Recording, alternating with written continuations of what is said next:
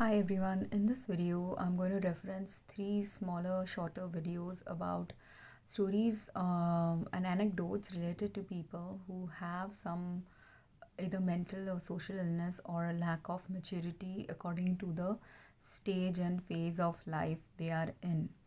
And while it is forgivable when you don't have greater responsibilities to make these similar mistakes in life, but if you're continuing to make the mistakes, people end up facing consequences in their life, where one of the people did face a very immediate consequence, and that was a result of possibly not even that person doing what they did in that whole scenario narrated in the third video, but because of many other factors. And I'll try to break down all the factors in order to make people realize that how simple choices made by someone has overreaching consequences that they don't understand. And when they have friends or family or even a stranger giving them the right direction to change their train of thinking, that is causing them to be erroneous or harmful towards someone they say they love.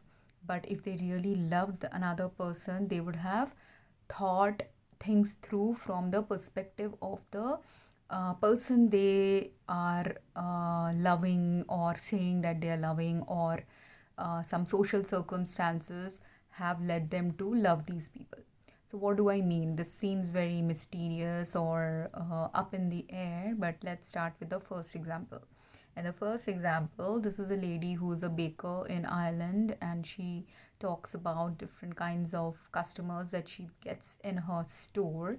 And there's this customer who approaches her and wants a cake that is, and she says that for the birthday of her child, and she says that her child has gluten allergy.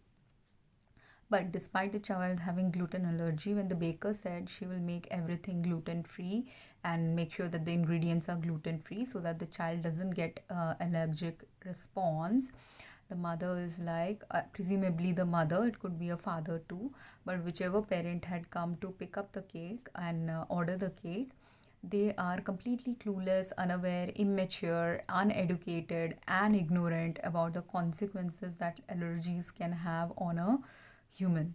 So, because of which, what are they doing? They are instead wanting that it has to be like a normal cake, because they don't understand what gluten is or what gluten free ingredients mean. That is possibly true in their narrative, or they are narcissistic enough that it doesn't even register in their brains that something that is harmful to their child shouldn't be something she should be feeding to the child.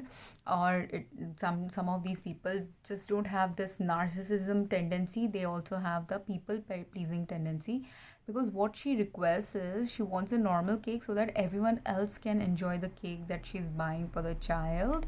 And she doesn't want actually a gluten-free cake, which is a very strange thing to say, especially if you want to become a responsible parent, caring parent, loving parent, truly a parent to your child. And if none of these motivations were there in the soul of this parent who came to order this cake, they would never have even gotten the chance by God to become a parent to a child. Now, this child could be their own biological child, it could be their stepchild, it could be anyone, we don't know. And depending on whether it's a biological child, stepchild, a child this person has adopted, all of these factors also play a critical role in what this baker is narrating to us, because she's narrating to us in the perspective of a baker. And being an expert baker and knowing that people can have allergies to ingredients, she's a responsible baker, expert baker, but her presumption is this parent is in the child's side. But many a times there are also parents who are mentally ill, socially ill, have diseases like narcissistic personality disorder, antisocial personality disorder, even factitious disorder, where they will deliberately make their child sick. That is also another aspect that needs to be examined. But in a very straightforward, simple interaction like that is presented in this video, where you're not overthinking the situation, the fact that this mother or father is not ready to buy a gluten-free and different cake for a child who has a different kind of a need shows that this person is not ready to be a parent to a child with a different kind of a need. This person either lives in denial or is very highly ignorant, and even when caution is given to them by their child's doctor or even this baker now, this mother is not able to realize the repercussions of what will happen to the child if she gives a cake that is harmful to the child. And if you look at the comments also of that video, there are many people who are like questioning this attitude of this parent, because it's a very callous and cruel behavior actually. And even if you don't realize the cruelty in your choices, everyone else is recognizing it. Why is everyone else recognizing it? Many of those people who might have written and replied about the behavioral pattern being abnormal are replying like that because they might themselves have faced parents or loved ones who didn't care when they had some special needs, or even if the loved one cared, they didn't care enough to help them with their special needs, right? So this is where the thing about love actually comes into picture. People many a times just say verbally they love their children, say verbally that they love someone in their life, but true love is not about the verbal expression. True love is about a deeper thing related to caring for another human being, and it's not simply about verbally being there, not simply about now this parent, if this is a narcissistic parent, all her life or all his life he will think that I gave a cake to my child, that's why my child should be grateful. Every year I gave you a cake. And this parent could have that attitude. Let's say this parent came from a lower middle class or a poor family, and they never got cake throughout their upbringing by their parents, or maybe in the 20 years 18 years they lived with their parents only gave them cake once in 3-4 years they could afford to buy a cake. Person could be coming from that background. Let's say they came from that background, and if they came from that background, they will hold this narrative, my parents gave me cake only once every 5 years, they couldn't afford to buy me cake. So the fact that I'm affording to buy a cake and buying a cake for my child should account for, should show to my child that I love my child. This is a narrative many parents in this kind of a scenario will think about and continue thinking if they do not shift their perspective or do not understand that this attitude, how toxic it is, why it is toxic, why it can end up being cruel, abusive, and a betrayal trauma for a child growing up in such a household. Imagine you have gluten allergy, and every birthday your parent wants to buy a cake for you. They are giving you a cake every day and celebrating your birthday. But for a child who has an allergy to cake ingredients, what is safer? It would be safer either to get a gluten-free cake, it would be safer to not actually get a cake than to get a cake that would make the child really allergic.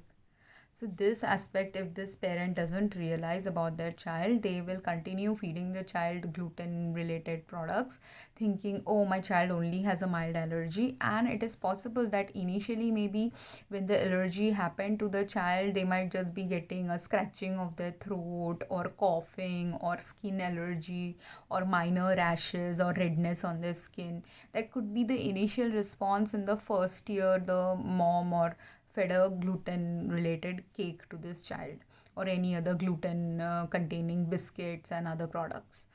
But in the 10th year, 5th year, that they continue feeding the child with gluten products without thinking that gluten free is mandatory for this child, you never know when allergies can escalate from something very simple and simple responses like skin irritation or allergies or coughing to someone choking up.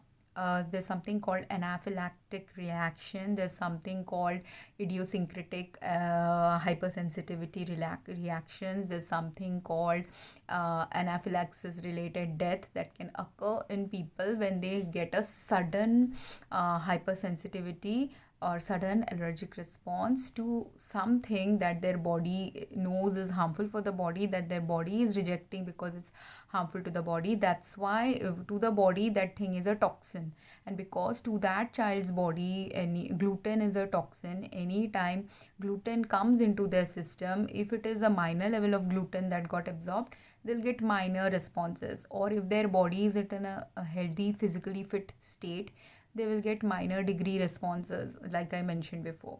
But if they have escalated from minor allergies to major allergies because maybe enough gluten has accumulated in their system, or the child had some other illness going on along with allergies at the same time, at that time it can escalate into any of the things like if enough gluten has accumulated in their throat and in their lung trachea, then their lungs can constrict and they will choke and they can have respiratory death. If it is clogging up their stomach, there could be some nutrition related issues that could end up being fatal to the child. Not the day they consume the gluten, but maybe 3-4 days later. If the gluten has gone and blocked the heart muscles and other functions of the heart, then they could have cardiac arrest and death. So depending on what kind of response got triggered in their body, what set of processes got triggered in their whole body, one or multiple organs can end up failing and the child can end up dying simply from something that initially seemed like a minor allergy leading to cough or rashes. But that same minor allergy over a period of time, or over the large number of exposures the person had, or even if it was not over a period of time, maybe 2 times the child had a gluten related product, it got skin irritation or a cough. But there could be the third time where immediately some response system got triggered and the child dies, because you never know what can build up in your body. And I have faced allergies like this, that's why I'm telling you. As a child, I came from a non-vegetarian food eating family, so we ate shrimp, meat products, fish, eggs, or dairy products. All these things we would consume regularly in our life. Now, our family occasionally would go to Chinese restaurants once a year to celebrate, or once in a few years to celebrate, when our whole family was gathering in Kolkata. Now, as a child, I never used to like eating prawns or shrimp. But because my family enjoyed eating it, they would always order it in our dishes. Now, because a large group of people were going, if one or two also plates of prawn were ordered and it had 5-10 pieces in each plate, now because say when 10 people are going for a dinner, it was very easy for me to only take one piece of prawn, and I would barely eat maybe one bite of it, or eat one piece of prawn, and that's it. Whereas everyone else who loved eating prawn, they might eat 2-3 pieces of prawn, right? Instead of prawn, whatever else is my favorite thing, if I enjoy eating that food, I would eat more of that food. This is how it is when you go on a dinner with a large family or a large group of 8-10 people, right? So this was our trend for many years. So I have consumed prawns for many years. Occasionally in US, I have consumed shrimp related food products also, like once in 3-4 years. But again, very minor quantity, like one small piece of shrimp, because I don't like the smell of shrimp, I don't like the smell of prawn. I also slowly started becoming more vegetarian in my food choices, so I would not consume most of these products. But there came a day when, because of different incidences, it was after my marriage, so we were celebrating. And again, some people, when they eat non-veg food, they consider shrimp and prawns as good food for celebratory food. So I had a particular segment of life where, even though usually I would consume only 1 inch of a prawn or one small centimeter of a shrimp, and a small bite size 1-2 centimeters of shrimp, 2 shrimps, one prawn, that's all I have been consuming once every 10 years. But that one week happened where every other day or every day for 3-4 days I had some shrimp related dish. What happened after the third or fourth consumption? Suddenly, first of all, after the second day of consumption, I was feeling this skin irritation behind in my neck area, and I didn't understand why I'm feeling irritated. And most of us, when we are getting just skin related irritation, we are scratching our face, catching our skin, We just think, okay, it's just some kind of skin allergy going on with us, or maybe I'm developing a skin rash or something. But we don't examine why we are getting that rash. So I didn't examine it on the second day when I was getting this skin rash. But on the third day after I ate shrimp, and immediately after dinner only, my response started happening. While we had gone to eat dinner at a cousin's home, and I'm coming home with my ex-husband, my face had got swollen, and I didn't realize my face has got swollen. But my husband was looking strangely at me, and I didn't realize why is he looking strangely at me. After an hour, when I went home and I'm changing my clothes and went to the bathroom, and my skin was irritated, so I was scratching my neck and scratching this area and everything. But still, I didn't realize that something was going wrong, and here some tightness was happening in my face. So I went to the bathroom to wash my face, and that's when I saw, because I was feeling this pressure in this area. When I went there, what did I see? I saw this whole swollen up. My face had swollen up like a puff of fishes. And not simply swollen up, this area had got started tightening. I had red eyes, I had major irritation everywhere, and my face also started feeling irritated. That's when I realized I have a allergic response to shrimp that is happening to me. And even that day I didn't realize it's about shrimp. All I realized was I was having an allergic response. I didn't point it to the shrimp until a few days later, but I realized I'm having an allergic response. So, being a pharmacist and at home, when you're experiencing this, what will you do? You will take whatever antihistaminic product you might have at home. So, we had some antihistaminic medicine in their home, and I took that. And next day morning, the allergic response of the skin irritation had gone away, but the face swelling took a couple of days to go away. I not only had swelling, eventually, because of the antihistamine meds that I took, the skin, when it started shrinking again after the swelling had gone away from the allergic response, the skin got completely like very wrinkly and very horrible looking. Because the antihistamine medicine, they can also lead to a little bit of dryness, and that dryness started happening, and I started getting scaly skin, because the skin that got damaged as a result of the allergic response, that has to be removed by my body, right? So it started shrinking it, accumulating it like scaly thing, and like how people get psoriasis and eczema, that kind of skin developed on my face for a while. So later on, and I had correlated that I had shrimp every day for a few days. That's why I got this response. But if I hadn't been mindful, if I hadn't thought what is the odd food that I had eaten all these days that led to this, would I have ever concluded that I got the allergy from eating shrimp containing products? No. And then if I go and do a testing at that time, if the test also confirms that I have a shrimp allergy, well and good. Sometimes even the test may not confirm that you have a shrimp allergy if your allergic response to minor level of shrimp is not causing you the allergy. So because what was happening to me, if I ate only one piece of shrimp, 1 centimeter, 1, 2, 3 pieces of shrimp, nothing was happening. First time I consume it, my body is able to process it. It doesn't consider it a toxin, and I don't know why, but that toxic amount to my body from 1 or 2 pieces of shrimp are nothing. But whenever I'm consuming more than that, that is when it is showing up. And this history of prawns had one time done this to me, and I didn't realize it. At that time, what prawn had done it, the same response that this shrimp eating had caused my whole face to swell up. I remembered later on in life that 10 years before this incident, or 5, 6 years before this incident, I'd gone to a place where me and my dad had eaten prawns. And that time I had felt that suddenly, like one day before how I looked in my picture, the next day I was looking much more swollen and fatter. And I didn't know why I was looking so fat the next day.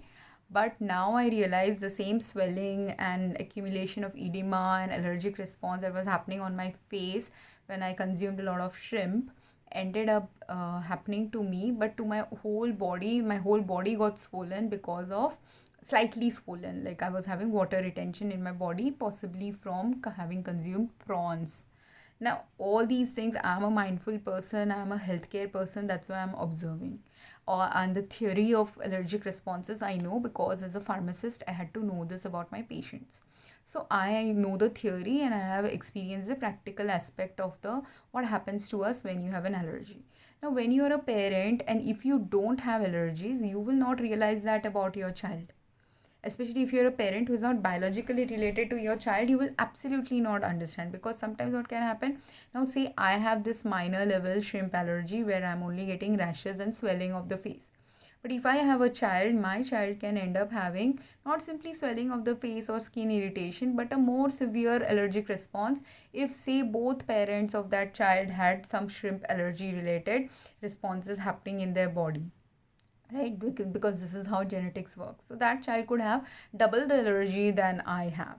And if the child has double the allergy than I have, and if I consider eating shrimp only causes me skin irritation, but that's all it will cause my child because the child is biologically related, no, the child is biologically related to you and other family members too. So if any other family members had a history of, and you're all a biologically genetically related family, if other family members had higher levels of allergy or a different set of allergic responses, this child could very well have the allergic response that you get plus the allergic response that someone else gets.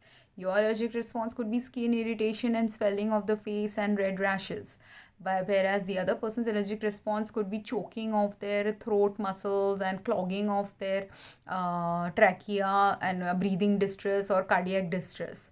And that same cardiac distress combined with your responses, if that is what is manifesting in the child, all of them combined together can lead to potentially death also of that child. That's why you have to be very careful with allergies.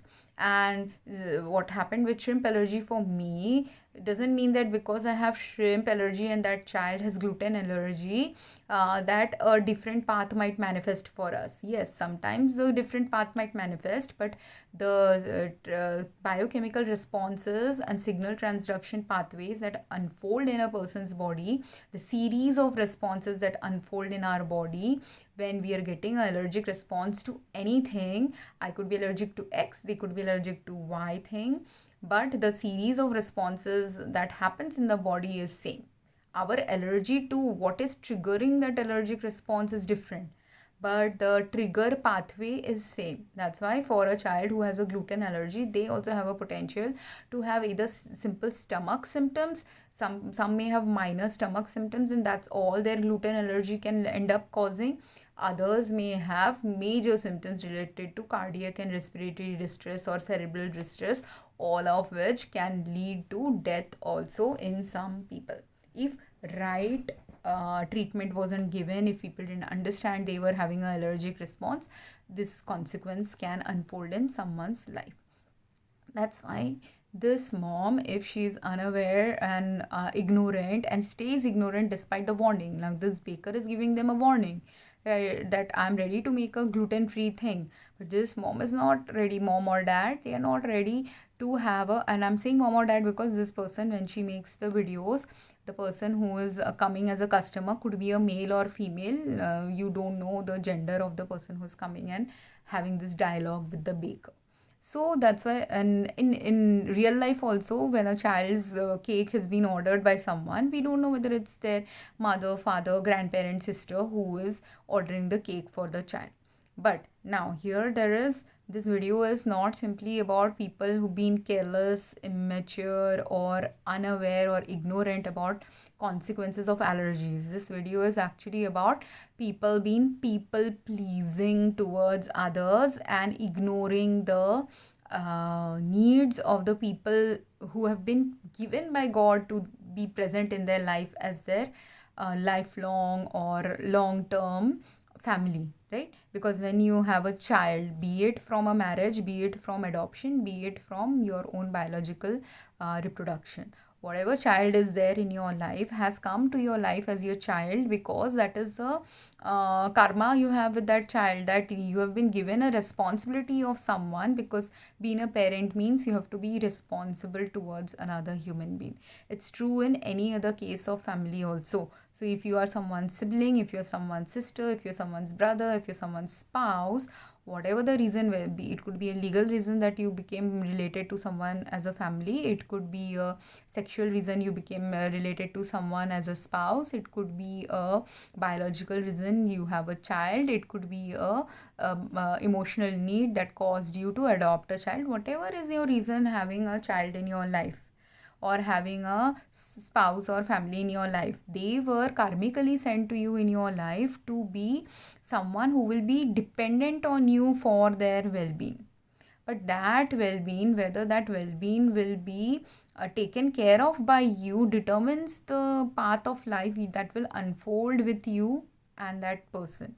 So now if this mom or dad, they continue to be callous about the gluten allergy of the child, or ignorant about the consequences, that severe health consequences that could potentially unfold, and it's a potential, but just because it's a potential doesn't mean that you let go of the safety.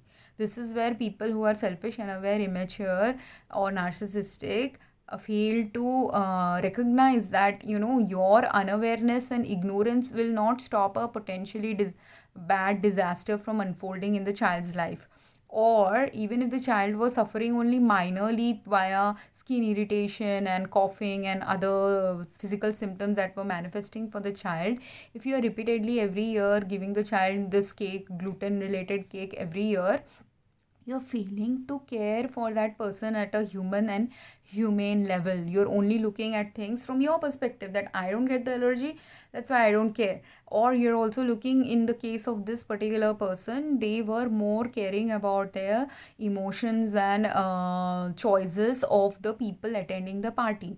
Now if I am a person who goes to a birthday party of a child, because I have a child, or whatever the reason, I am the friends with the mom and that's why I was invited, whatever the reason I go to this party, when I'm going to a party of anyone or going to anyone else's house, isn't it their house rules that rule the roost, right? Because if you are going for a party, it's their monetary status, their socioeconomic status, their physical health needs that will determine the party. If suppose the child has allergy to flowers, and maybe many people love to have flowers in the birthday party as a decoration, but if you have allergies to flowers, will you get real flowers or will you get artificial flowers just because someone is allergic to it in the home?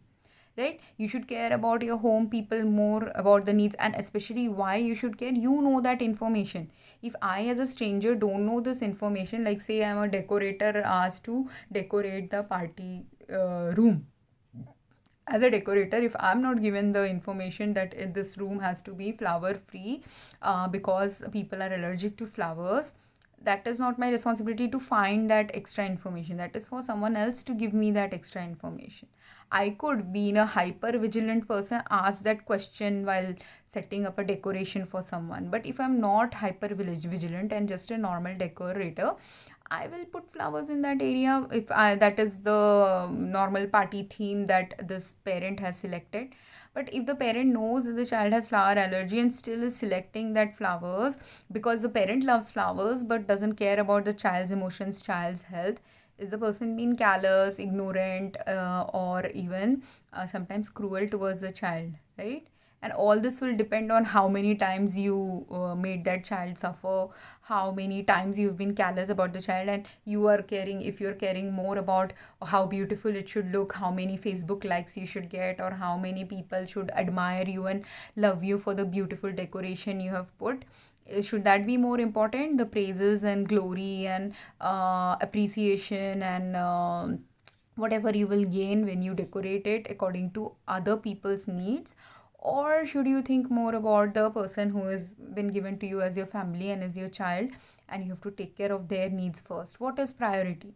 This prioritization is what differentiates a person from becoming human and humane and truly showing the love for their family, versus any other choice that you make that is not taking in consideration the needs of the particular person you're doing something for, right? So similarly, like the decoration, if she brings cakes to the party to please other guests, would the guests care if it is a gluten-free cake? Yeah, maybe the gluten-free cake will taste a little different and unusual, and some people in the party may not enjoy it.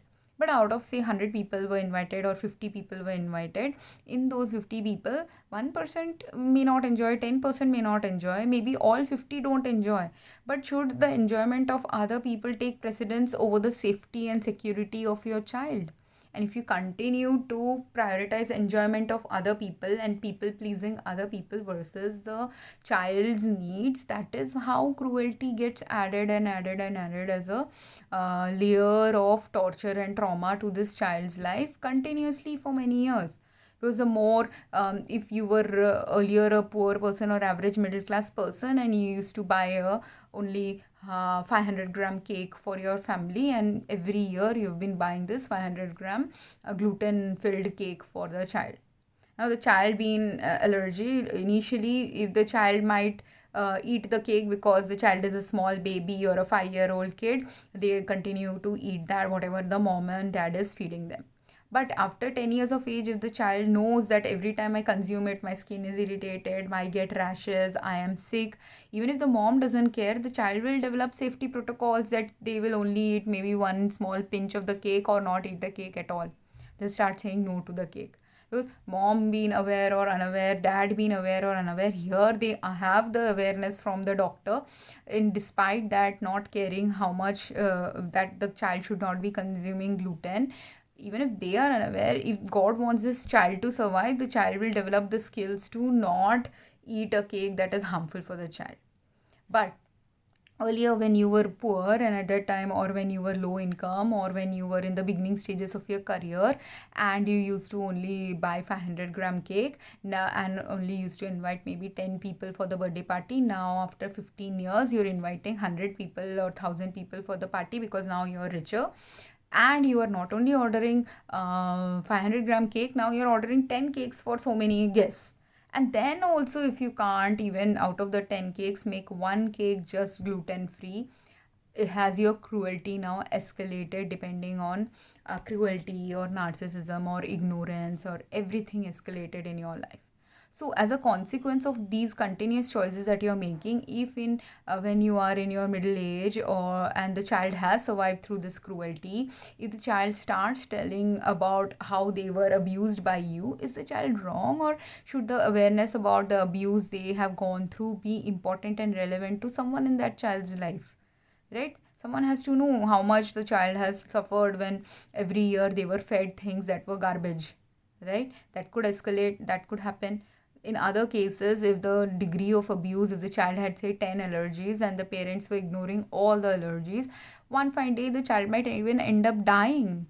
Again, will that be a consequence as a result of your lack of understanding and callousness in your attitude, where verbally you are doing everything for show, verbally and for showing to other people you are doing the birthday party that normal kids have, but this is not a normal kid.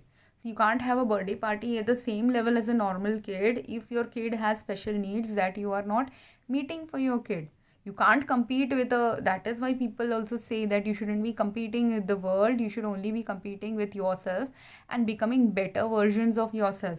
But does the better version in the case of a parent who has a child with needs of allergy related, allergy free food they have to bring to the table for their child, if you're not bringing that allergy free food, you're not living up to the potential of what you could have done for that child. So this is how karma unfolds for everyone. Everyone's karma, that's why it's different. Now, if another person who has zero knowledge that the child has gluten allergies, if they go and buy a cake with gluten for their child, there's a different karma that will unfold with that person. A person who knows that the child has gluten allergy and still continues to feed gluten related products, that's a different karma that will unfold for them. A person who now knowing that the child has gluten allergies and also observing and being mindful that every time the child consumes gluten, these symptoms happen to it, then they deliberately sabotage the child and surreptitiously give the child gluten related products in every other food that they are consuming, then that has now escalated to antisocial behavior or factitious disorder related behavior, where you want to actually harm the child and cause the child's severe allergic response or death. So you see, depending on what you're doing, the same scenario can play in a child's life by different people. and each of them will have a different karma with that same child. Or if three different children are having three different parents doing these three different kinds of things, different karma will unfold for all those three different children.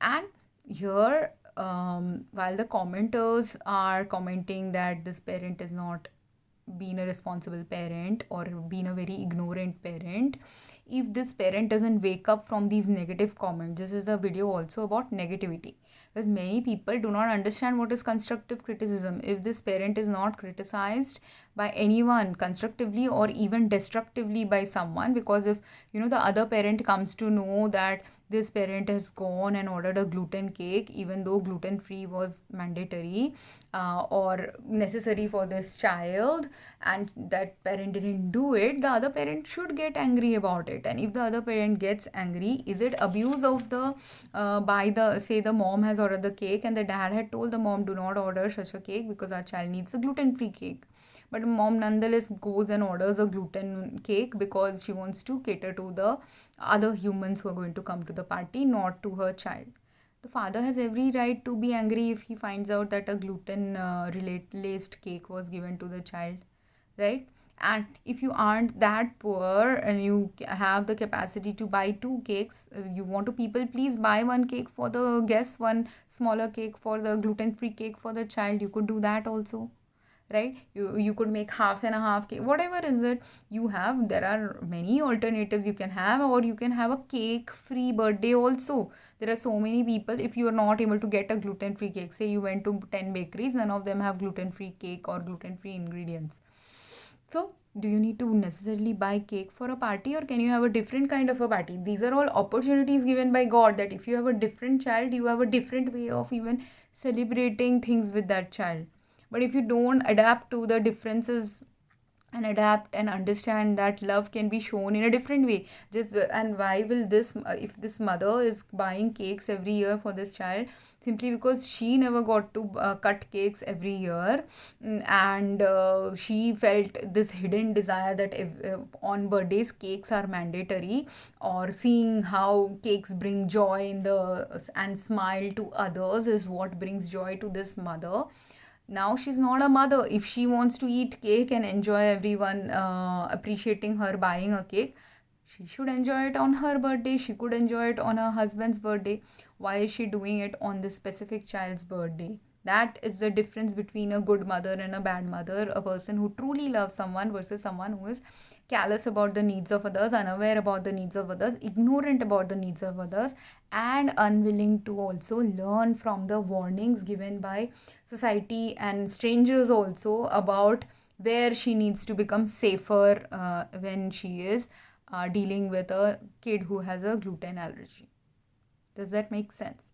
Now, this is the first video where because of the callousness or ignorance or level of narcissism also, we don't know what is going on. That will depend further on what other things this parent does with that child. But like this parent doing all these different kinds of weird things where she's not being caring for the child, in the other video that I am posting, in the second video, there is this I'm now blanking out on my other videos, but they are all videos of people who are people pleasing and less caring about their loved one. In the second video, there is a woman who used to pack lunches for her husband every day. Now, after a few years of marriage, presumably, when he gets a work-life co-worker who is much younger than the wife, and that co-worker has started bringing lunch for the husband. And now this co-worker, when they went to an office party, the wife has observed that the co-worker is over-friendly with the husband, always hugging the husband more tightly than normal co-workers should, is bringing food to the husband every day. They are teasing the husband that this co-worker is the work wife. And the husband is absolutely okay with it. He's not protesting. He's not setting boundaries. He is also started ignoring the food that the wife is sending him and is eating the food that the co-worker brings him. Now the wife, having observed all this, when she is raising a valid concern that why is he not eating the food? First she asked him why he didn't eat the food. He said that his wife has his co-worker is bringing the food and he didn't want to be rude to the co-worker. Yes, if your coworker brings you food the first day and you don't want to be rude to the coworker on first time they bring you something, and maybe it was your favorite food and you ate it, that is fine. But if you continue to do this, who should people pleasing the co-worker be more important than being loyal and respectful to the wife you have, and the love and care and effort she's showing every day in the morning to cook you food? What should take priority? And if you are indeed prioritizing the co-worker, if the wife one day, in the comment section again there are many people who are saying this can lead to divorce or you should go to therapy. Yes, you can go to therapy, but when can you go to therapy? If the husband first acknowledges that the wife is hurt. Here the husband is not acknowledging that the wife is hurt. Second, the husband is accusing the wife of being petty. But is it really petty? Would he like if his wife goes and every day starts cooking and making these meals for a co-worker and taking it to the same meals that she was cooking for her husband? Now that the husband is not eating that food, what if she goes and starts giving the food to other people that the husband is saying no to? Would that be also disrespectful? Would that also breach boundaries? If she has a flirty co-worker in her workplace, if she goes and continues to feed him daily and hugs him extra special way, would the if the husband doesn't bother, if the husband cares about the wife, he will feel insulted, right? Which husband will not feel insulted or be okay with her squishing a co-worker extra special way? A husband who doesn't care about his wife. So if the marriage is at that level, the marriage should fail. The marriage, it is better they get divorced, because there are so many people who don't have parents, who don't have spouses, who don't have partners who cook for them, who would love to have a partner cook for them, who would love to have such a level of care from their spouse that they don't get from their spouse. There's so many people who are lonely whose spouse don't cook for them. There's so many people who are lonely whose spouse don't cook their favorite meals for them. There are so many people who are lonely, sad, disappointed that there is no one who's there in their life to cook for them. Would any of those people, if they fall in love with this wife now, would they be a better quality partner to this wife than this one who is okay with a co-worker flirting, getting all loving energy from a co-worker, as well as having a and being okay with the term work wife and real wife? Because this is where men are failing now in marriages. Many men do this.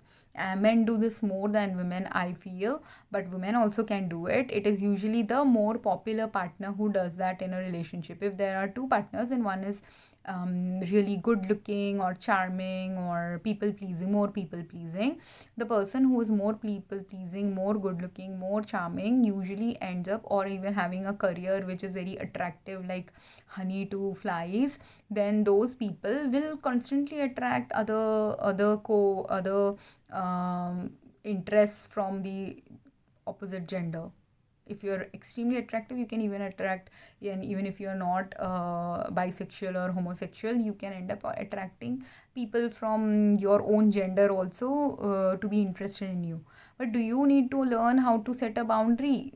Is your marriage only about, most men think like this, that the marriage is only about they have given a wife a home, they're giving the wife some of their salary or monetarily taking care of the expenses of the home life and family life, and having given a home, having given a family life, having given a ring and a marriage certificate, that's all that marriage and love means. But is that what all marriage and love actually means? Marriage and love is not that. Marriage and love is that when at the beginning stages of the marriage, of course these are all bare minimum. You should be sharing a home, you should be sharing a life, you should be sharing a ring, have a marriage certificate. All these are bare minimum in a marriage. But what are the deeper things that are needed in a loving relationship with anyone who's supposed to be your lifelong partnership? Because marriage means, in general, most of us wants a lifelong partnership with that partner, right? So in that case, what is it? It is also saying no to all other people who are interested in you. It is also saying no to people who are flirting with you and sending you all loving energy, but realizing that this kind of loving energy should only come from my partner. It is also not being greedy that I should get all love and appreciation and praise from everyone else around me simply because everyone is giving it to me. I should keep taking. because this is also a kind of addiction in certain human beings. They want to just keep taking love and positive energy and everything and light from everyone. You take it, but then there is a consequence for that. This is the thing, many famous people don't understand this, popular celebrities don't understand it. If the price you want to pay for the popularity and niceness and people pleasing is that you have a crappy marital life, will you have a crappy marital life, or will you have a best marital life when you didn't respect your partner, value your partner, show to the world that your partner means more to you than anyone else? Because there are men who are like that, those men who are like that with their partners, who shows to the world that his wife is more important, anyone else flirting with him is unimportant, anyone else shouldn't be flirting with him. If that kind of a man exists, and this kind of a man exists who is thinking that the wife is simply being petty, which man should the woman actually prefer and choose in her life? And at that point of time, when she's going through this agonizing betrayal trauma from her spouse, who's disrespectful, who doesn't care if a co-worker is flirting, for whom his ego is more important than his wife's emotions, for whom not simply ego, this is just the slippery slope to cheating. Here many people have categorized this as emotional cheating, but it's not simply emotional cheating. It's first disrespect. If you allow someone else to hug you and be overtly friendly in a way that only a wife should be doing, you are disrespectful to your spouse. Second, disrespect and devaluing of the spouses when you are eating food that your wife is preparing. Say you don't like the food that your wife prepares for you, then be authentic. I do not want you to prepare food. And then if you go and eat anything with the co-workers, that's fine. But if you have pretended to enjoy eating your wife's food, or for many years until someone else came to give you extra food, you were okay with the food your wife gave you, and you were happy to have that food, but now suddenly because some better food has come around, this is how cheating happens. Here food can be a metaphor also, and which is what happens also in other cheatings, where your wife being tired is not smiling at you, but the day she is tired and not smiling at you, you are meant to take care of her energy, you are meant to give her back the same love and care and support and caretaking that the wife had given to you in the time when she had the energy to make you laugh, she had the energy to smile at you, she had the energy to give you love. This is how a balanced relationship works. If for the first 10 years of a marriage, the wife has poured everything on you, you have to pour everything on the wife in the next 10 years. But if you're not doing it, and actually 10 years is too long. If after 1 year of marriage only, you're not equitable with what wife gave to you, and you're not giving it back to the wife, you're not in an unequally yoked marriage. And that unequally yoked marriage, now apart from not giving back whatever the wife needs when she is feeling tired, because you could say, don't cook for me today, if you're tired I will eat outside. Have you ever done that? No, you don't care if your wife is tired or not tired. All you care is the wife is giving you food every day, and the day she doesn't give you food, he got pissed off with her that she's not giving him food. But on the other hand, if the co-worker, it's okay for you to eat the wife's food and the co-worker's food, it is like cheating only, right? It starts with food, but after the food it goes to sex, and it has already started not simply with food. It started with the work wife teasing. It has started with next slippery slope was he was okay with the work wife teasing. His ego is getting stroked. Wow, I have two wives. Then the second thing is the women being overtly friendly. And imagine if this wife also starts doing the same thing, then would he be okay? And in this life, if he doesn't pay for this kind of a karma, eventually in some other life he will again pay for this karma, because love is not about whether you gave a ring, whether you had a 5-year marriage or 10-year marriage, and it's also not about whether for 10 years you ate the food your wife gave without complaining, even if you didn't like the food. That is not love. That is all superficial elements of love. Love is being about authentically caring about someone. First, being authentic. Second, about authentically caring. If for 10 years you were eating crappy food and you didn't enjoy what your wife was cooking for you, you should have said something. If in those 10 years you didn't say something, how can a woman improve if you don't tell her that the food you're cooking is not to my taste anymore? Or if in those 10 years something has changed, say your water supply has changed and the food has started tasting really awful because you need to have change the plumbing in your house. whatever is happening. That's why negativity, this is again a video about negativity, where people who are averse to negativity start behaving like this and thinking that their partner is being petty, or assuming things when they are the one in the wrong. And even despite being in the wrong, if they are challenged about being wrong, many people who are narcissistic personalities have this problem of not ready to accept when they are doing something that is unfair, devaluing, cruel, and callous towards their spouse, because these are all again emotional abuse, emotional cruelty, emotional disloyalty. And imagine if another man exists who is exactly like you, who can give her all the perks that you think you're giving her. If you're giving her a home, there could be another man who can give her another home like that you are giving her. If you gave her a marriage tag, there could be another man who could be ready to marry her again.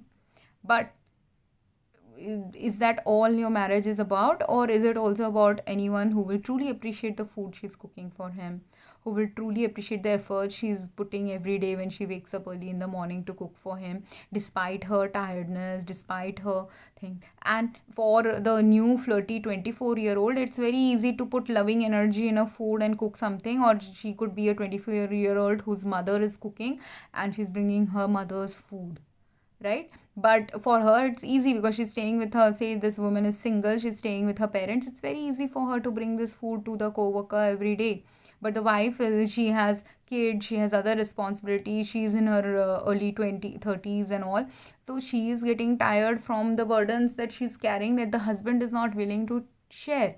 And instead, in their 30s, when the husband should start sharing the burden that the wife is carrying, instead of sharing the burden, he gets pulled towards whatever is easier for him to handle, which is a smiling face, flirty face, good love filled food. His love filled food also can't come from the wife eventually, because he's not poured the love to her. If he doesn't pour the love to her and he's pouring all the love to the co-worker, can he even get the love that he deserves from this wife also? He can't get what he is not putting, investing efforts, energy, time, care, support towards.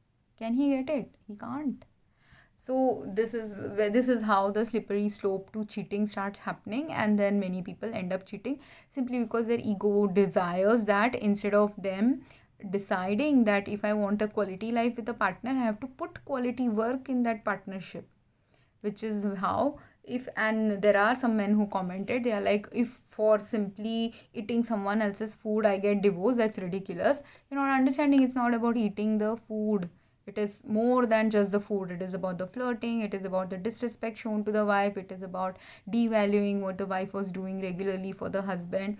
It is about not even acknowledging when the wife is hurt that she is in pain. It is not even acknowledging that if the genders and everything related to the situation were reversed, and it got reversed, she said she will not cook for him, he immediately got upset.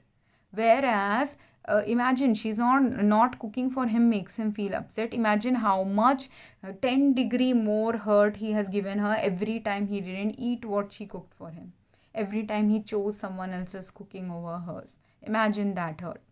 So do you understand? Like, even in this scenario, he's the one sitting and feeling hurt and thinking his wife is being petty, when he's the one who's been petty, callous, cruel, and also abusive. And because every time you keep supporting someone else over your spouse, again the same thing, if you are supporting everyone else, your people pleasing is more important to you than, or your ego is more important, or both are more important to you than the emotions of your wife and the place where you had to actually show up as a provider and caretaker and a lover to your wife. This is the testing phase of universe, where this is the phase where you say no to outside influences, say yes to your spouse. But if you can't say it, if you're unwilling to say it, if you are only seeing fault with your wife, should that marriage end in divorce or should that continue?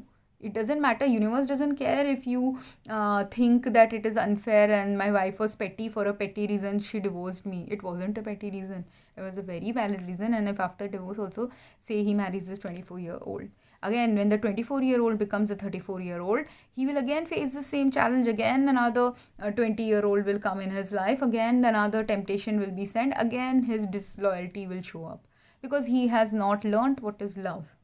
If he had learned what is love, these repeating patterns will not show up in his life. And every time the universe is testing what is true love, he would have actually worked on what is true love. This wife, she was tolerant. It's not that it's only after the fifth time, 10th time that she's expressing something. So she has shown her loyalty to her husband, trust to her husband by trying to give him the benefit of doubt. But how long can you give someone a benefit of doubt? There is a limit to when that benefit of doubt has to be not there. There is a limit where if after giving all this benefit of doubt also you still don't understand the suffering you have inflicted on another human being, which is emotional abuse. A husband is not simply about how much money he gives to his wife or how long he was with his wife or what bigger house he built and allowed his wife to build with him. That is the bare minimum. It's like the shell of a husband. This is the bare minimum a husband has to do. After this, the real love comes not from the home you build, the money you gave to build a home, or the money you gave for her to cook a food for you, but the deeper elements. It's the love. The real love is not in the materialism at all. Real love is mostly in the emotions, in the respect, in the care, in the valuing, in the devaluing. And when the opposite is happening, it is a unloving marriage, emotionally abusive marriage. Then there is this third video where it narrates an incident of a woman who goes to a party hosted by her co-worker who has given birth to a baby. And she said newborn, so I'm presuming that this baby might be 1 or 2 months old. Now, in that party, this woman observes that her friend is hosting a party with many guests in the backyard of their parents' home, and all the guests are messing with the new baby. Now, in many cultures and traditions, for the safety of a newborn, people usually don't allow a newborn to interact with outside people for a long time or at all for a few months. And the safety is provided because the newborn has less immunity. It is developing its immunity. It will take time for it to develop its immunity. That's why for them, if they lead a more sheltered life, because the newborn was for 9 months, where the 9 months they were inside the mother's womb. So the womb and the amniotic fluid and everything had protected the child from the outside elements, from the outside things that it needs to develop immunity for. That's why for a few months or a few years, many people in many cultures do not like to share their babies with outside people unless they are very careful and caring people. Now, but again, like this husband who is callous, or the mother or father in the first video who don't understand the consequence of allergies, there are many people like that who don't understand, who are irresponsible and do not understand the consequence of their choices, just like the first two video family members.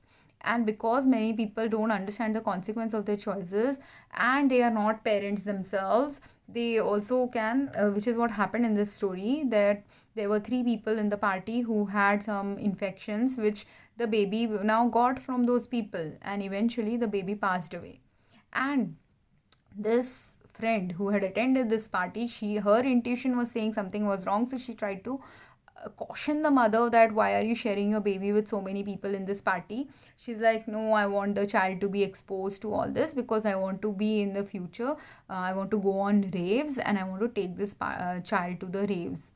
But maybe the mother has a very ultra elite lifestyle, or she's a teen who goes on raves, or she's a 20-year-old 30-year-old who likes partying a lot, whatever is her life age and life related goal, whatever been her goal in life, or her life has been so far until this baby came into picture. Until then, she could have had a particular life. She could be a 20-year-old mom, 30-year-old mom, 40-year-old mom. A 20-year-old could be one who has all partying friends in her life. That's why she wants to go on raves. A 30-year-old could have a job where they require this. A 40-year-old could have a job plus other, client interests that cause them to go on raves. Whatever is your reason for wanting to go on raves, if you want to be a responsible mother, do you have to think only about yourself, or do you have to think about your baby also? If you are a 20-year-old and you have a mother who is ready to host a party in your backyard, means a mother is caring enough. That kind of a mother you have. If not caring enough, the mother has some monetary help that they can provide. So couldn't you hire a babysitter in the first 1-2 years of the child's life, so that the child doesn't get exposed to outside elements in those 1-2 years of their life, when they don't need exposure to outside elements, outside noise. Raves means there's noise, there's going to be drugs, there's going to be energy of those people who are in low vibrations. Do you want your child to be exposed to these kind of toxic energy, toxic behavioral patterns, toxic life choices? For the mother, who, if you are a 20-year-old, you are as immature as the child, and if this was a 20-year-old, is it appropriate that the child, in the end of the story, the child dies and the mother still goes on a rave with her friends? So it shows that this person was not even ready to be a mother. That's why only God took away the child. Should the child have stayed in her life, the child would have the most, even worse abuse than the gluten related mother, who's at least aware that the child has gluten allergy. This kind of a mother would not even be aware that child has any allergies. She would be more busy partying and having raves and other prioritizations in her life than taking care of a baby. And instead, why will the child die? Because the same child, if born to a different mother who is more careful, more mindful, more caring, more caretaking, in that family, if the same soul now gets born another year or two later, that child will have much more safer environment, much more loving environment, much more caring environment, much more security in their life than this child. So that's why God decided to take away the child, because despite the warning from a friend, despite maybe even someone else, doctors or her mother also could have possibly told her, because she has thought it through when she said that I want to go on raves and I want this child to have a immunity. But the thing is, it's a newborn. So if it is a 1 month old newborn, 2 month old newborn, even if it was even a 1 year old newborn, if you want to subject a child to something that your 20-year-old soul craves, this 20 years gap of minimum 20-year-old, you could be a 20-year-old, 30-year-old, 40-year-old. But whichever age you want to crave a rave or want to go on a rave, that many years of life experience you have had, where you have developed the capacity to understand what's good energy, bad energy for you, what is good for you, what is bad for you. But this child hasn't developed that skill. The child is ill-equipped to survive in the world where you have figured out certain things about the world that the baby hasn't figured out. And that's why for the first few years, 5 to 8 years of a child's life, they really need good caretaking parents. And that's when the child develops also good emotional health, good physical health, good psychological health, good energy about love, protection related to love, related to security, whatever it is. And that's why also, if some children don't get that in the first 5 to 8 years of their life, they say that sometimes children can have the sociopathic nature in that age range. Why? Because their antisocial personality skills develop in what they were exposed during the first 7-8 years of their life. So if the child is exposed to all antisocial behavior, like people all around them, will they develop those skills or will they develop some other skills? Plus, if they have genes also of an antisocial personality related parent, they will develop that only. A child can only have a better chance of developing social skills, better social skills, healthier social skills, safer skills, safety related skills, love related, true love related emotions, only when the mother is showing that kind of emotion. This mother was not even showing that emotion of what a mother should have, that child safety, because your intuition and instinct, if you were so, which makes me also wonder, is she the biological mother, or did she just give the eggs and have this child in surrogacy? Because if you were not a biological mother, if you were not energetically also connected to the child and physically connected to the child while the baby was being birthed, that time also you don't develop the deeper maternal connection to your child.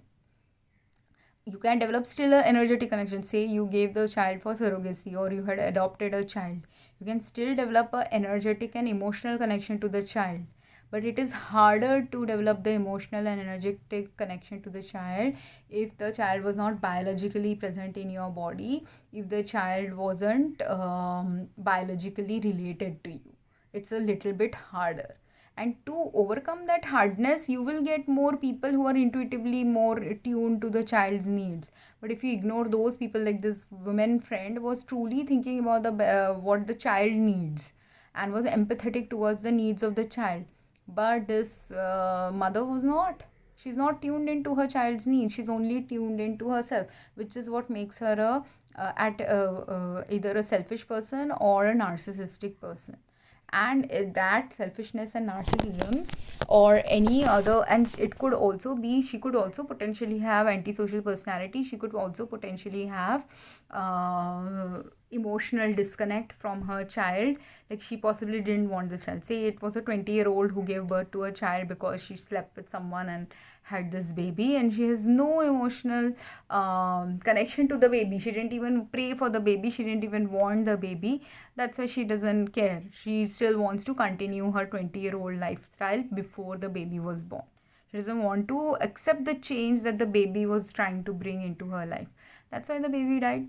So there are many people who are, and she's the extreme case of a mother who's not caring for her child, but there are many other people like this, like the husband and the other mother in the other videos, who may not be as callous as this mother who is only thinking about her partying needs and nothing else, and who went to a rave immediately after the child had died. Immediately meaning, let's presume today the child died and 1 week later she went to a party. And how do you know the child died of natural causes? I also want to know that. What if she deliberately poisoned the child also? Because some people are, if they are antisocial personality, they'll do that. If their enjoyment is, have you ever heard those antisocial personality related jokes? And that joke, there's this girl who keeps meeting a guy in funerals, and when she meets him in the funeral, she loves this guy. So every time she meets in funeral, what was going on in the background, the joke was that she was killing all her family so that she can meet this guy in the funerals. She was so much in love with him. But even though it's a joke, it's actually a cruelty in real life if this manifests in someone's life. Because antisocial personalities do that also. They will, if they realize that if I am in trouble and this guy always comes to help me when I'm in trouble, so she will keep engaging in that kind of a behavior, so that this she can be the damsel in distress and this guy can come and console her. That is her need. She wants to be consoled. But if every normal human being also wants to be consoled when their family dies, but will you, just because you want consoling when your family dies, will you kill your family? No, that is a normal person. You will not kill your family just because you need consoling. If you need consoling, you will go to that guy. Or like, if you want to date that guy or want him to become your boyfriend, that is what a normal person will do. Normal person will not think all these twisted way of living and behavioral patterns, which is what makes someone antisocial personality. But a mother who wants to go on rave, she is antisocial personality in partly because you're not even thinking socially what is appropriate for the child, biologically what is appropriate for the child, emotionally and psychologically what is appropriate for the child. And the child got taken away, but whether the child was deliberately murdered or not is something they found in the reports, that the child had bacterial meningitis. But did you find whether the child was injected with something? Because again, if this person is going on rave, she could also be taking drugs. If she's taking drugs, those needles could also have bacteria in them. So this child could have been deliberately injected also with bacteria laced needles. Because again, she could also, if she's that level mentally ill or socially ill, she could also potentially, that's not mentioned in the story, but and not specifically necessary to this child's situation, but there are parents who do this to their children. They might, when they're 10 years old, I am around drug addicts, you should also take drugs, and they'll give drugs to their child, a 7-year-old, 8-year-old child. So these are all negligent parents, callous parents, cruel humans, people who do not understand what loving another means, people who do not understand that if you have been given responsibility of a child or a spouse, that responsibility doesn't simply mean a paper responsibility or a verbal I love you. It means much more than that, which all of these people in these stories demonstrated, that they actually truly at the deeper level do not care for the people that they were meant to care for. Be it your biological child, be it an adopted child, be it a spouse that you married. There is a law that surrounds love, but if you break those laws related to love, you will get karmic consequences for it. When you will get the karmic consequences, you don't know, but your choices determine the path that will unfold with the soul that came to be your friend, came to be your spouse, came to be your child. And because any of them, your spouse or your child, has the potential to be your lifelong friend, but they can't be your lifelong friend if you don't yourself show that same loyalty towards them, same support, love, care that they are showing towards you, or they will show, had the potential to show towards you, but now they can't because you killed all the paths and roots to that path of love manifesting with them. So I hope this made sense, and if you have any questions or want to drop your own comments, I would love to hear from you. Thank you very much.